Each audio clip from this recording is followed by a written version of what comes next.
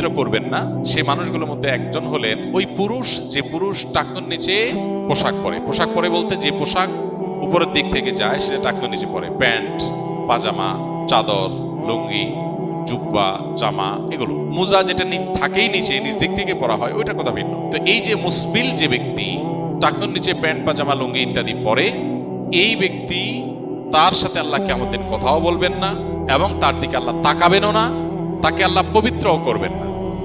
এই তিনটা ভয়াবহতা এই ব্যক্তির জন্য আছে, যে ব্যক্তি টাকনুর নিচে প্যান্ট, পাজামা, লুঙ্গি পরে। আমাদের দেশে অনেকে আছেন মসজিদে নামাজ পড়তে আসলে তখন প্যান্ট ভাঁজ করে। অনেক মসজিদে মুয়াজ্জিনরা মাইকে বলেনও যে টাকনুর নিচে যাদের প্যান্ট আছে প্যান্টগুলো উঠায় নেন। 2 নম্বর হলেন ওই ব্যক্তি, যে ব্যক্তি কাউকে দান করে খোঁটা দেয়, অথবা যাকে দান করেছেন তাকে নানার কথা দিয়ে কষ্ট দেয়। দান করেছেন, আল্লাহর কাছে আশা করবেন এর বিনিময়।